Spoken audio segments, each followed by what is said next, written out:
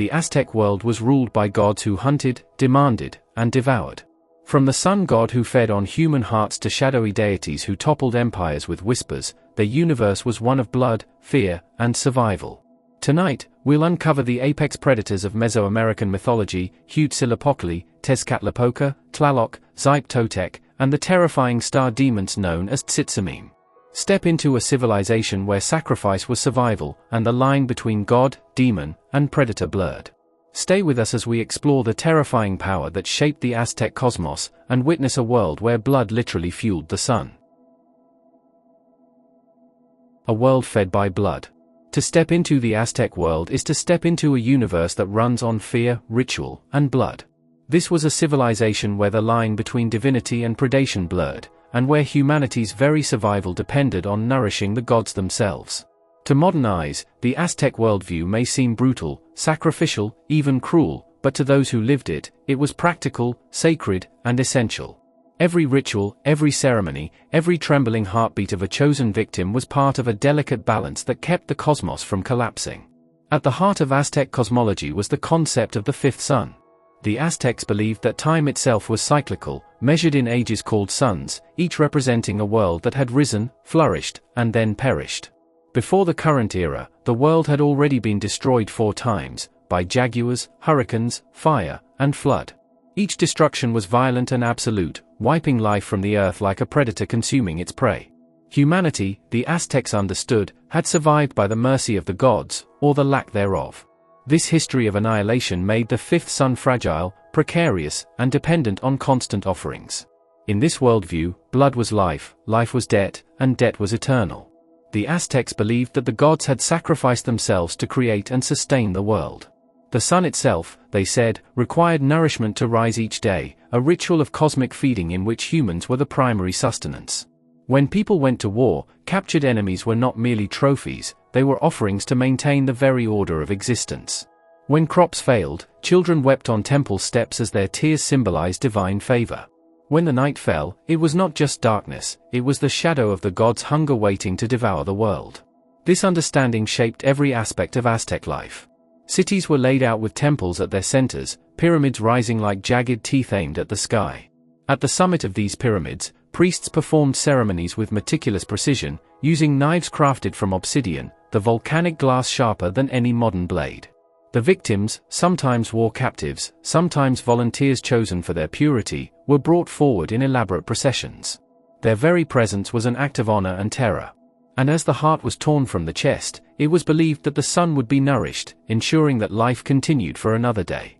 But the Aztec obsession with blood was not limited to human sacrifice alone. Animals, too, were offered. Jaguars, eagles, snakes, and other creatures were used in rituals to honor specific gods. The jaguar, for instance, symbolized ferocity and strength, embodying the predatory nature of the divine. The eagle represented the sun, the sky, and power, soaring as a living emblem of the god's might. Every offering, whether human or animal, reinforced the cosmic balance, feeding the gods so that they might protect and guide humanity. The Aztecs' pantheon reflected this predator-prey dynamic in startling ways. Gods were not benevolent overseers, they were apex predators, each with their own hunger and territory. Huitzilopochtli, the sun and war god, was merciless and mobile, striking swiftly and decisively. Tezcatlipoca, the god of fate and darkness, stalked mortals like a jaguar through the shadows of their minds, testing them, corrupting them, destroying them. Tlaloc, the storm god, could bless or drown a village with equal ferocity. Xipe Totec, the flayed god, demanded flesh in exchange for fertility. And lurking beyond the sky were the Tzitzimime, star demons poised to descend if humanity failed in its sacred duty. To live in the Aztec world was to understand one simple truth: the universe did not care if you were good, it only cared if you were fed. Sacrifice, in this context, was not cruelty for its own sake. It was survival writ in blood. The Aztecs were fully aware of the terrifying power of their gods, and they structured their society around appeasing it. Education, governance, and warfare all served this ultimate purpose. Children were taught the mythology from a young age, learning not only who the gods were but what they required. Warriors trained not merely to conquer enemies, but to supply captives for sacrifice. Farmers planted crops not only for sustenance but for rituals that would ensure the sun's rise. And every citizen, from nobles to commoners, understood that life itself was a currency exchanged with the divine. One of the most striking features of Aztec cosmology was its integration of fear and respect. The gods were not abstract, distant beings, they were immediate, active predators in the lives of humans. Their influence was visible in every aspect of the natural and social world. Eclipses, storms, disease, drought, or plague were interpreted as signs of divine displeasure. Temples were designed to project awe and terror, reinforcing the god's dominance. Murals, codices, and carvings depicted gods in hunting postures, with claws, fangs, or obsidian weapons, emphasizing their predatory nature. These images were more than art, they were warnings. The consequence of failure was equally terrifying. Myths describe the Tzitzimime, skeletal star demons who would descend to devour humanity if the sun failed. This looming threat made every act of sacrifice urgent, every ritual necessary.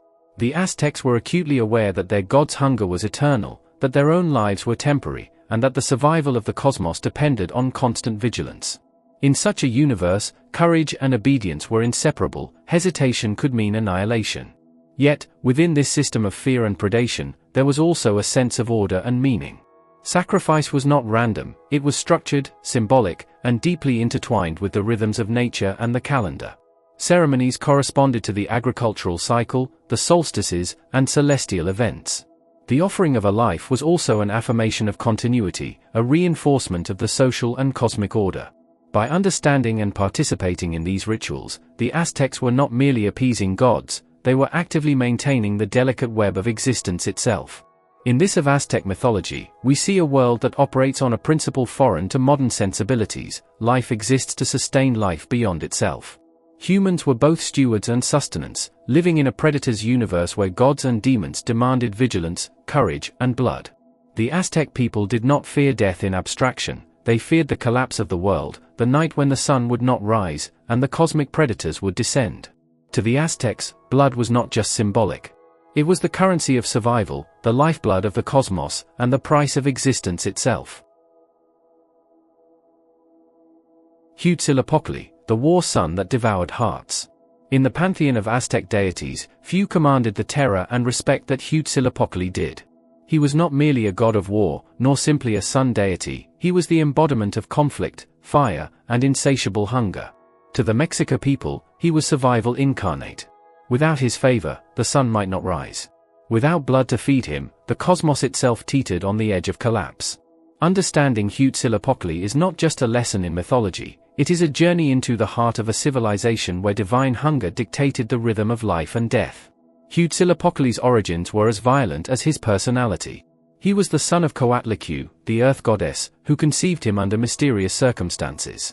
According to myth, Coatlicue had been sweeping the Temple Mount when a ball of feathers fell from the sky, embedding itself into her womb. This miraculous conception, however, enraged her other children, particularly the stars and moon deities, collectively known as the Sense and Huitznahua. They saw the unborn Huitzilopochtli as a threat and plotted to murder Coatlicue before the birth could occur. In a tale that reads like a cosmic battle, Huitzilopochtli emerged fully grown and fully armed from his mother's womb. Without hesitation, he struck down his would-be assassins with his obsidian serpent-shaped weapon, the Tezcatlipoca, a fiery manifestation of his solar might. This act of immediate violence set the precedent for his entire existence. Huitzilopochtli was not a distant deity to be revered quietly, he was a warrior god who demanded action, devotion, and, most importantly, blood. The myth itself reflects the Aztec worldview: life and survival were inseparable from conflict, and the sun itself was a prize wrested from darkness through struggle. The relationship between Huitzilopochtli and the Mexica people was intensely transactional. The sun, personified as Huitzilopochtli, required nourishment in the form of human hearts and blood. This was not symbolic exaggeration, to the Aztecs, it was literal. Every heartbeat stolen atop a temple pyramid was a payment to ensure the sun's journey across the sky.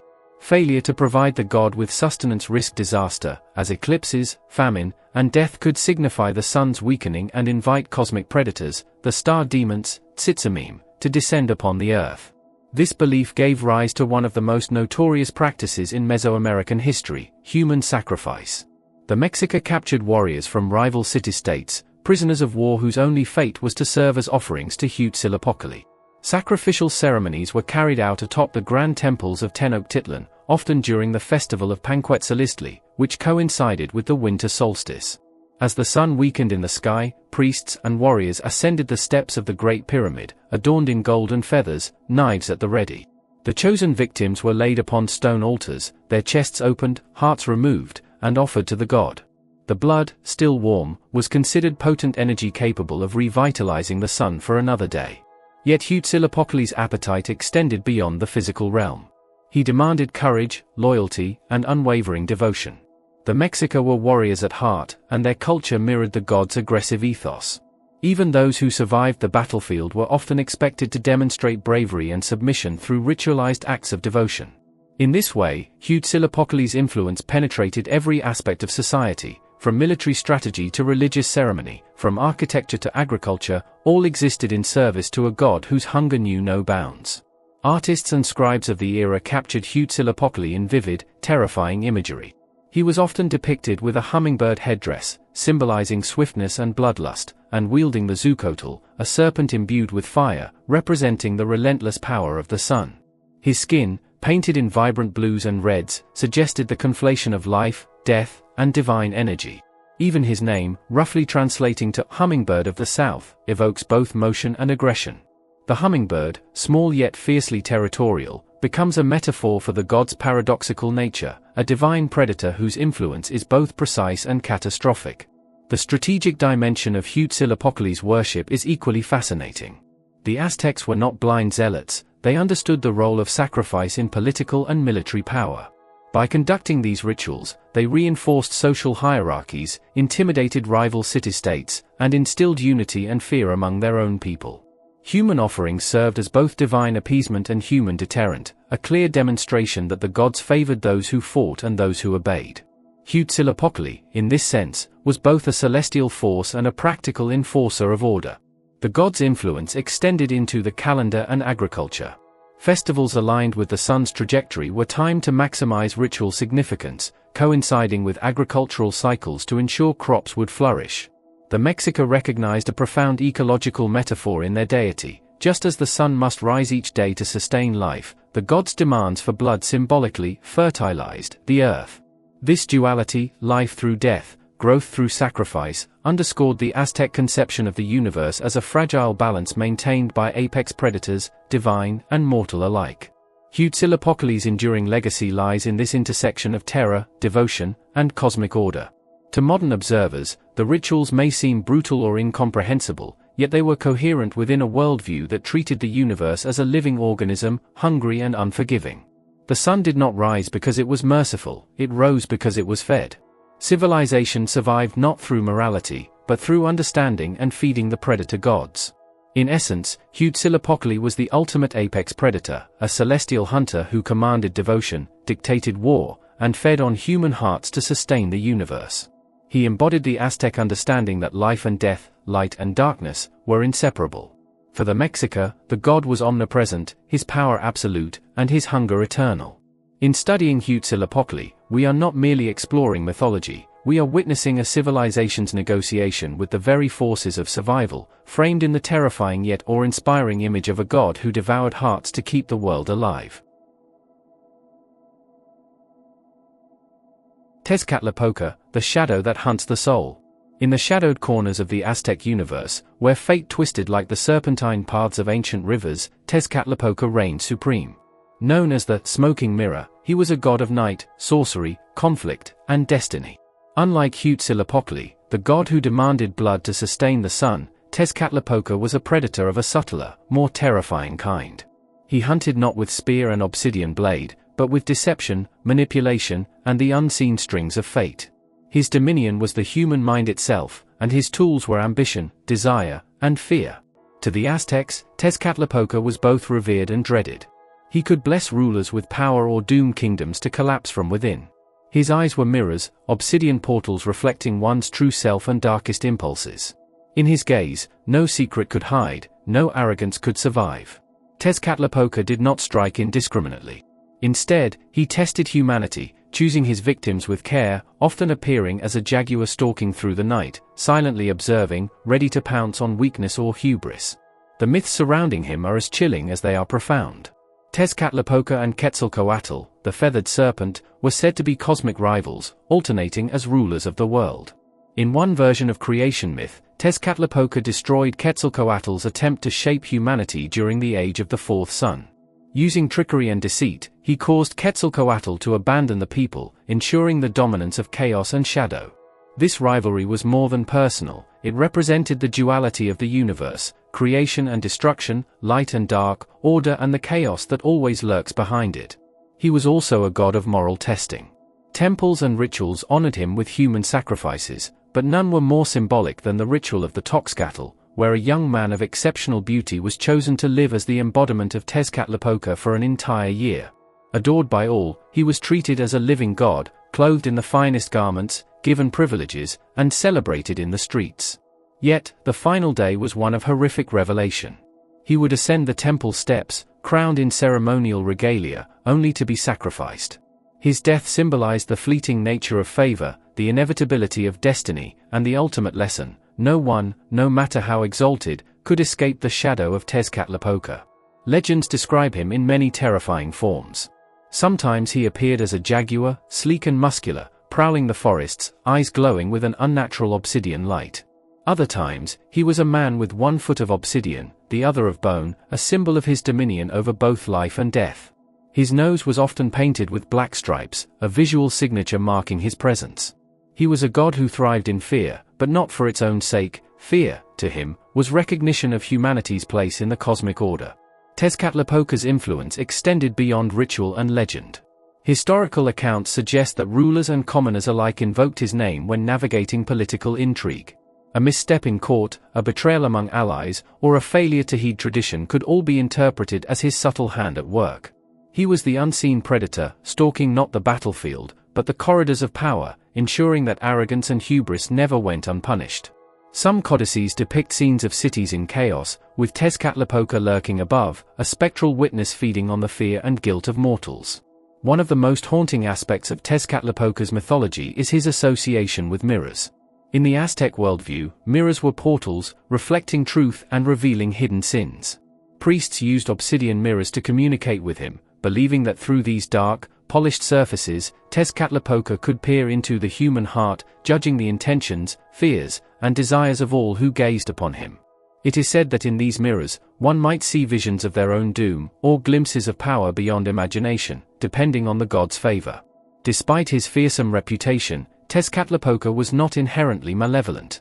He represented balance in the universe, a reminder that light cannot exist without shadow, and that every king, warrior, and priest is bound by fate. Where Huitzilopochtli demanded physical offerings, Tezcatlipoca demanded vigilance, humility, and respect for the delicate threads of destiny. Ignoring his warnings could result in societal collapse, personal ruin, or cosmic imbalance. In this sense, he was the ultimate predator, patient, intelligent, and utterly merciless, yet serving a greater cosmic order. Stories of his interactions with mortals often carry moral weight. In one tale, a proud ruler refused to honor Tezcatlipoca and mocked the gods in his court. That night, the smoking mirror appeared to him in a dream as a jaguar, its obsidian eyes piercing through his soul. By dawn, the ruler's kingdom was plunged into chaos, his alliances crumbled, and his enemies, once loyal, turned against him. The message was clear: Tezcatlipoca's hunt is not only for the weak or wicked but also for the arrogant, the reckless, and those who forget that they are part of a universe far larger than themselves. Even today, Tezcatlipoca's legacy resonates. Scholars and enthusiasts of Mesoamerican culture view him as a representation of the complex interplay between power, morality, and fate. His mythology reminds us that predators are not always visible, and that true danger often comes from intelligence, patience, and subtlety rather than brute force. He teaches a lesson that transcends time: survival is not about dominance alone, it is about understanding the unseen forces that shape the world and respecting the balance that maintains it. In the shadowed world of the Aztecs, Tezcatlipoca was the ultimate hunter. Not one to chase blindly, he waited in silence, studying, testing, and finally striking when the moment was most certain. For the people of Tenochtitlan, and for the generations that followed, he was a constant reminder that the universe is not kind, and that every life is part of a larger, often terrifying order. He was the shadow that hunted the soul, the god who reminded humanity that every ambition, every desire, and every act of pride would eventually meet the mirror of fate. And so, the smoking mirror endures, not as a figure of pure evil, but as a predator whose purpose is cosmic equilibrium, whose patience is endless, and whose presence ensures that no one, mortal or king, ever forgets the delicate dance between light and darkness, life and death, and the hunter and the hunted. Tlaloc, the storm god who fed on children. In the towering temples of Tenochtitlan, amidst the fervor of blood-soaked rituals, one deity inspired a complex blend of fear, awe, and desperate reverence: Tlaloc, the Aztec god of rain, storms, and water. Unlike Huitzilopochtli, whose hunger was for the hearts of warriors, or Tezcatlipoca, whose games unfolded in shadows and whispers, Tlaloc's appetite was paradoxical. He nourished life while demanding death, ensuring that the crops thrived but exacting a heavy price from those who would secure his favor. For the Aztecs, survival and agriculture were inseparable from divine terror. Tlaloc's mythos is deeply entwined with the rhythms of nature itself. He ruled over water in all its forms, from life-giving rain to destructive floods, from gentle dew to violent storms. The Aztecs, whose civilization thrived in the challenging valley of central Mexico, understood the precarious balance of their environment. Crops could fail, rivers could flood, and droughts could decimate entire populations. To appease Tlaloc, the people believed that offerings must be made, sacrifices that often involved the most vulnerable, children. It was a cruel calculus, but one the Aztecs considered necessary to maintain cosmic equilibrium. The deity's appearance reflected his duality. Tlaloc was often depicted with goggle-like eyes, reminiscent of frogs, and fangs protruding from his mouth, a fearsome visage combining amphibian and predatory traits. Water motifs, such as waves, snakes, and droplets, adorned his imagery, reinforcing his dominion over both nourishment and destruction. The Aztecs saw in Tlaloc not just a god of rain, but the embodiment of water's life-giving and life-taking forces. He could bring lush harvests, or he could drown fields and villages alike. To ignore him was to court disaster. Central to Tlaloc's worship were ritual sacrifices of children. Modern readers may recoil at this practice, but to the Aztecs, it was an act of profound necessity and cosmic duty. Children, often selected from noble families, were chosen for their perceived purity and vulnerability. It was believed that their tears and their lifeblood would please Tlaloc, coaxing the rain from the sky. Accounts from the time describe children being led to sacred mountaintops or temple summits, where priests performed elaborate ceremonies. The children were often dressed in miniature versions of ceremonial garb, painted with intricate symbols, and adorned with jewelry, emphasizing their sacred role as conduits between humans and the divine. The act of sacrifice was ritualized and symbolic. Priests performed chants and offerings to honor Tlaloc's power, while the children's cries were considered auspicious. Each tear shed by a child was thought to directly influence the forthcoming rainfall. In some ceremonies, children were drowned, reflecting the duality of water's life-giving and destructive nature. In others, they were offered through more symbolic means, such as ritual bloodletting or temporary enclosure in sacred water pools. These rites were not acts of cruelty for cruelty's sake, they were the ultimate form of communication with a god whose temperament could be capricious and overwhelming. Mountains and caves held particular significance in Tlaloc's worship. Sacred sites, such as Mount Tlaloc near modern-day Mexico City, were believed to be the god's earthly abode. Pilgrimages to these sites involved elaborate processions, feasts, and ceremonial music, culminating in the ultimate act of sacrifice. The mountain itself was seen as alive, breathing and responding to the rituals performed upon it. Priests would climb its heights carrying offerings of flowers, food, and water, symbolically connecting the earthly and celestial realms. To ascend Tlaloc's mountain was to traverse a liminal space where life, death, and divine power intersected. Tlaloc's role extended beyond agriculture. He governed storms, lightning, and natural disasters, wielding immense destructive potential. Villages prayed to him not only for nourishment but for protection. A failed ritual or forgotten offering could provoke floods or pestilence, and the Aztecs interpreted such events as manifestations of divine displeasure. In this sense, Tlaloc was both sustainer and punisher, demanding vigilance and obedience from the living. The god's favor was never permanent, it had to be continually earned, often at the cost of life itself. Interestingly, Tlaloc was also associated with the afterlife, particularly a paradise known as Tlalocan. Unlike Mictlan, the underworld reserved for the majority of the dead, Tlalocan was a verdant, eternal paradise of abundance and ease. It was reserved for those who had died in ways connected to water, children sacrificed to Tlaloc, those drowned, or even those struck by lightning. This belief created a complex relationship between fear and hope. The god who demanded such terrifying offerings also offered the promise of eternal reward. It was a stark reminder of the Aztec worldview, in which terror and salvation were inextricably linked. Stories of Tlaloc's wrath and mercy circulated widely, often shared in the form of myths, codices, and oral traditions. One tale describes a village that neglected to honor Tlaloc during a particularly dry season. Crops withered, rivers receded, and the community faced famine. Desperate, the villagers brought their children to the temple, performing sacrifices with all the ritual precision demanded by the priests. As the offerings were completed, dark clouds gathered over the mountains, and rain poured onto the parched fields.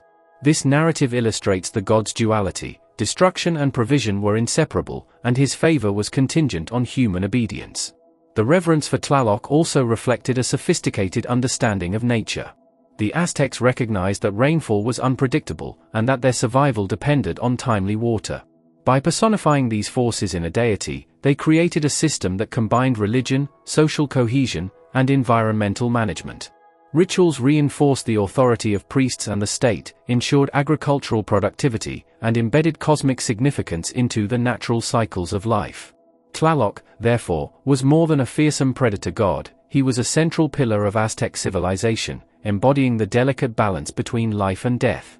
Tlaloc's legacy, while horrifying to modern sensibilities, provides profound insight into the Aztec worldview. He reminds us that in ancient societies, survival often required embracing forces that were both benevolent and destructive. His appetite for blood, particularly that of children, was not mere cruelty. It was an essential part of a cosmology in which the sun, the rain, and the harvest were bound to human action. In this universe, humans were both nurtured and consumed by the divine, and the line between devotion and terror was razor thin. Xipe Totec, the Flayed god of Renewal. Among the pantheon of the Aztecs, Xipe Totec stands as one of the most terrifying and symbolically complex deities. Known as Our Lord the Flayed One, Xipe Totec embodies death, regeneration, and the cyclical power of nature. Unlike Huitzilopochtli, whose hunger for hearts reflects the raw aggression of war, or Tezcatlipoca, whose jaguar prowls symbolize fate and deception, Xipe Totec represents transformation itself, a predator not of flesh in the immediate sense, but of life's very continuity. The iconography of horror? Xipe Totec's name is evocative and direct. Xipe means flayed, and Totec is our Lord. Artistic depictions of him leave little room for ambiguity. He is portrayed wearing the freshly removed skin of a human victim, a grotesque yet striking symbol of renewal. In some codices, his flayed face stares outward, hollow eyes staring blankly from the skin he wears. His hands and body, often painted bright yellow or red, are meant to symbolize the fertility of the earth, the vitality of life emerging from the decay of death. To the modern eye, such imagery is grotesque, horrifying, and almost unimaginable. Yet for the Aztecs, these symbols were not intended to inspire fear for its own sake. They were reminders of the sacred rhythm of existence. Life, death, and rebirth were inseparable. Just as the earth sheds its crops only to renew them, so too must humanity, and the gods, shed life to maintain cosmic order. The ritual of renewal. Central to the cult of Xipe Totec was the act of human sacrifice, specifically flaying the victim alive. These rituals were carefully timed to correspond with agricultural cycles, particularly the spring planting season. The shedding of human skin was a symbolic echo of the earth shedding its old leaves, preparing to bear new life. By wearing the skin, priests became temporary vessels of the god, embodying both death and fertility. During these ceremonies, known as the Tezcatlipoca, prisoners, often war captives, were selected for their symbolic significance. They were bound to posts, stripped, and flayed, their skin then worn over the priests' bodies for several days. The priests would parade through the temple and city, a living embodiment of transformation and renewal, reminding the people that life feeds on death, and death feeds life. Some codices depict participants dancing, their movements intended to mimic the sprouting of crops, the rebirth of the earth, and the unstoppable force of nature itself. This ritual demonstrates a chilling yet profound understanding of human mortality. Sacrifice was not merely a transaction with a hungry deity, it was a participation in a cosmic system where blood, flesh, and death were currencies that fueled the continuation of life itself. Xipe Totec's place in Aztec society. Xipe Totec was not a minor figure. He occupied a vital role in the Aztec worldview as both a protector and enforcer of natural cycles. Farmers prayed to him for bountiful harvests, warriors sought his blessing for victory in battle, and rulers invoked his presence during state rituals to legitimize their authority. His terrifying visage served as a reminder that obedience, humility, and sacrifice were essential for survival in a world governed by hungry gods. Unlike some deities whose demands could be appeased with offerings of food or labor, Xipe Totec required the ultimate acknowledgement of life's fragility, human flesh. This made him an apex predator in a spiritual sense, one who consumed not only bodies but the vitality and energy of individuals to renew society itself. Every flayed skin, every ceremonial dance, was a reaffirmation of the delicate balance between mortality and continuity. Symbolism beyond sacrifice. Beyond the literal interpretation of flaying, Xipe Totec's symbolism extends into the philosophical and cosmic. He represents the necessary destruction inherent in creation. In nature, decay fertilizes new life; in society, the death of individuals strengthens communal survival. His rituals conveyed a profound lesson: renewal is rarely gentle, and progress often requires sacrifice. The flaying also carried moral and political messages. Those chosen for sacrifice were typically captives or enemies, reinforcing the power of the state and the god's sanction of conquest. By turning death into a sacred act, Xipe Totec's cult legitimized both religious and political hierarchies, ensuring that fear and devotion coexisted with societal stability. In this way, Xipe Totec was both a cosmic predator and a social enforcer, binding the community together through terror, reverence, and ritualized transformation. Connections to fertility and agriculture. Xipe Totec's relationship to fertility is particularly striking. Spring rituals coincided with the planting season, symbolizing the earth shedding its old skin to nourish new crops. The flayed skins, sometimes left on display or worn in ceremonial dances, were not merely horrifying spectacles, they were believed to imbue the land with vitality. By participating in these rituals, priests and people alike acknowledged their dependence on a cycle of destruction and rebirth, making Xipe Totec both a god of death and a god of life. This duality, the predator of flesh and the nurturer of crops, reflects a larger Aztec principle: the universe is sustained by forces that are both terrifying and necessary. Xipe Totec embodies the tension between destruction and creation, death and life, horror and renewal. Tzitzimime, star demons that awaited the end. In the Aztec cosmos, not all predators walked the earth or demanded the blood of the living. Some waited far above, in the inky black of space, among the stars themselves. These were the Tzitzimime, skeletal, clawed, and terrifyingly relentless star demons, embodiments of cosmic hunger and apocalypse. Unlike gods who interacted directly with humanity, the Tzitzimime were patient. They were watchers, predators in the grandest sense, waiting for a moment of failure, a misstep by mortals, a lapse in ritual, a sun that failed to rise. And when that moment came, they would descend. The Aztecs believed that during solar eclipses, the boundaries between the heavens and earth weakened. The Tzitzimime, normally trapped in the vastness of the cosmos, could stare down through the darkness at humanity, their skeletal hands itching to pluck souls from the mortal plane. These celestial demons were not random, they were cosmic enforcers. The sun's daily march across the sky was a fragile miracle, and any interruption threatened to summon the Tzitzimime to devour everything in their path. The fear of these star demons was so potent that eclipses were met with collective terror. Communities would stop all work, children would be kept indoors, and priests would perform urgent rituals to shield the living from the apocalypse lurking in the void. Descriptions of the Tzitzimime often depict them as emaciated, humanoid figures, their skeletal forms shimmering with starlight, eyes hollow yet glowing, and mouths open in silent screams or laughter. Some texts describe them adorned in remnants of human bones, as if even in the heavens, they consumed or incorporated those who had been careless in life. Other depictions show them with clawed hands and jagged teeth, their long limbs capable of tearing through temple roofs or the fabric of reality itself. In essence, they were the cosmic predators of Aztec mythology, the ultimate apex hunters, untouchable yet omnipresent, waiting for the collapse of human order. The threat of the Tzitzimime was closely tied to ritual sacrifice. Just as the sun demanded hearts and the gods demanded obedience, these star demons demanded cosmic vigilance. Every ritual offering, every meticulously performed ceremony, was a shield against the Tzitzimime's hunger. If humanity faltered, if priests miscalculated a festival or a warrior failed in the flower wars, the Tzitzimime could descend, devouring not only individuals but entire cities.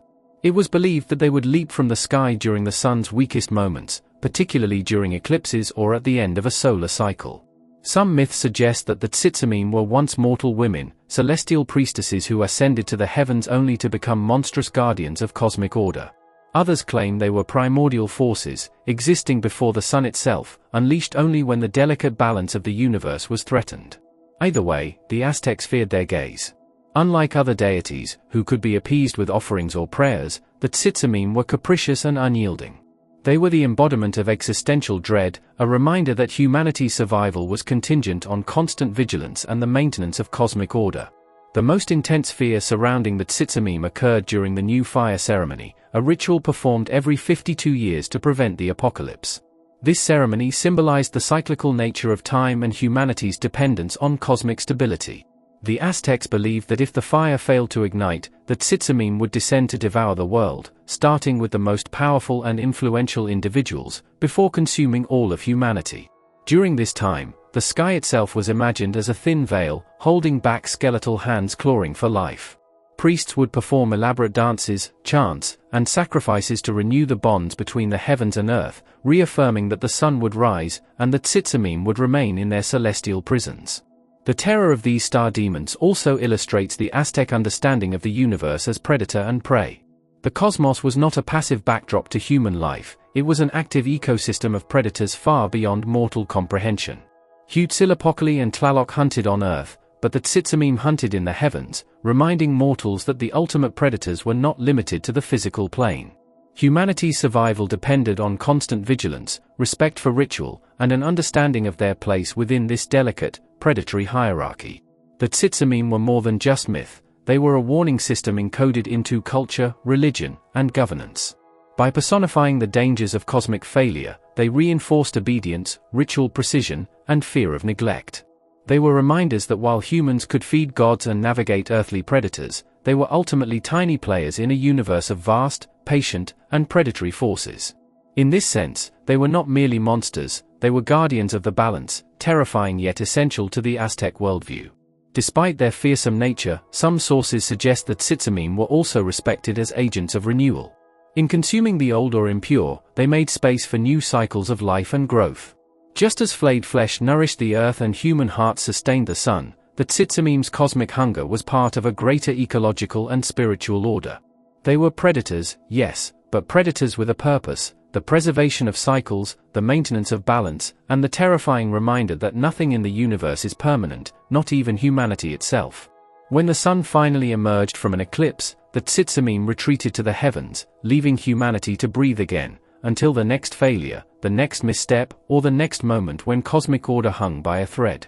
They remain a testament to the Aztec understanding of the universe as an ecosystem of apex predators, some visible, some hidden, all patient, and all hungry. Survival in a predator's universe. To understand the Aztec universe, one must first accept a harsh truth: survival was never guaranteed. The cosmos was alive, hungry, and predatory. The sun, the rain, the winds, and the stars were not passive forces, they were entities that demanded tribute, attention, and obedience. Humanity existed in a precarious balance, constantly aware that a single misstep could invite destruction. To the Aztecs, life itself was borrowed, and death was always near, not as punishment, but as part of a necessary cosmic cycle. At the center of this predator-filled universe were the gods, apex hunters of divine power. Huitzilopochtli, the war god, required living hearts to rise each morning, and his warriors took to the battlefield not to conquer land, but to provide him sustenance. Tezcatlipoca, the smoking mirror, prowled human hearts with subtlety, toppling rulers and spreading chaos wherever pride or complacency reigned. Tlaloc, the storm god, demanded tears and sacrifice, punishing the arrogant with droughts or floods. Xipe Totec, the flayed god, transformed the agony of the fallen into fertile soil for crops. Beyond even the gods lurked the Tzitzimime, skeletal star demons, patient and merciless, waiting for cosmic failure to descend upon the world. For the Aztecs, survival was a constant negotiation with these predators. Life was never about comfort, it was about awareness, obedience, and adaptability. The rituals that outsiders might view as barbaric were, in their eyes, the insurance policies of existence. Each human sacrifice, each ceremonial offering, was a calculated act to maintain the balance between life and annihilation. The blood of men, women, and children was not senseless, it was the literal currency that paid for another sunrise. But the Aztec understanding of survival was not purely material or ritualistic. It was also psychological. To live under gods who were as ruthless as Huitzilopochtli and as unpredictable as Tezcatlipoca required a mindset attuned to both fear and respect. Leaders, warriors, and priests were trained to recognize the signs of divine displeasure, storms, eclipses, failed crops, or disease, and respond immediately with offerings, sacrifices, or acts of courage. Complacency could be fatal, hesitation could be catastrophic. The gods were patient predators, and even a single miscalculation could tip the scales toward death. This predator-prey dynamic also shaped the social and political structure of the Aztec Empire. Warfare was not conducted for conquest alone, but to capture sacrificial victims for the gods. The famous Flower Wars, fought with ritualized precision, were organized to maintain a steady flow of prisoners. Warriors who excelled in battle earned honor not simply through victory, but by providing the lifeblood their gods demanded. The battlefield became an extension of the temple pyramid, a place where human flesh fed divine appetite. Beyond the battlefield, survival was intricately linked to agriculture. Crops were offerings in their own right, nurtured in soil believed to be fertilized by the sacrifice of humans and animals. Farmers understood that the sun, rain, and earth were not neutral, they were gods whose favor must be earned. The cyclical nature of planting, growing, and harvesting mirrored the broader cosmic cycles, reminding the people that the universe itself was a predator, it fed when nourished and punished when ignored. Yet, amidst this world of divine hunters, humans were not merely passive prey. Adaptation, ingenuity, and courage were survival tools as critical as ritual sacrifice. Cities like Tenochtitlan were feats of engineering and planning, built on marshes and islands, with causeways and canals designed to protect the population. Marketplaces, temples, and schools reinforced social cohesion, knowledge, and religious instruction. The Aztecs understood that the gods demanded blood, but they also required the survival of the civilization that fed them. Without strong, organized human communities, the sacrifices themselves would fail, and the predators above would claim everything. Fear, however, was never the sole motivator. Awe, reverence, and wonder were equally vital. The Aztecs celebrated festivals with music, dance, and artistry, even when those same festivals culminated in sacrifice.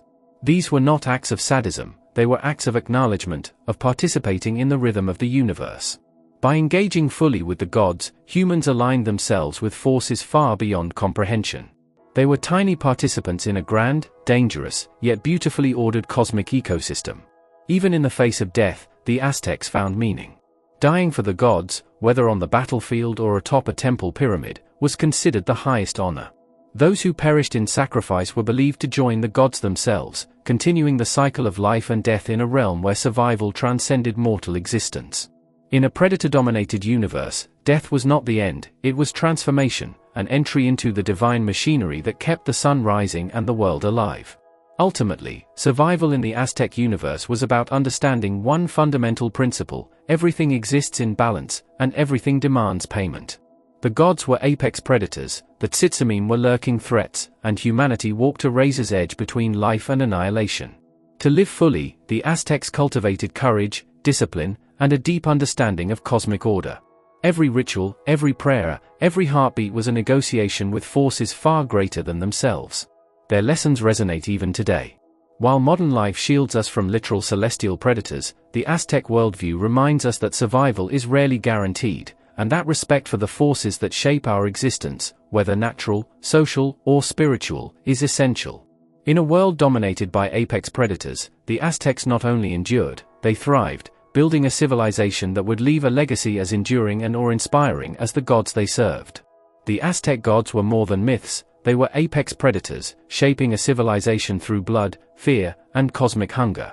From Huitzilopochtli's warlike son to the shadowy manipulations of Tezcatlipoca, and the star demons lurking beyond the sky, their world reminds us that survival often demanded sacrifice.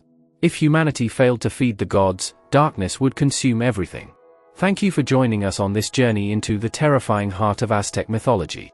If you were fascinated by these bloodthirsty deities and demonic servants, don't forget to like, subscribe, and dive deeper with us into the myths that shaped history.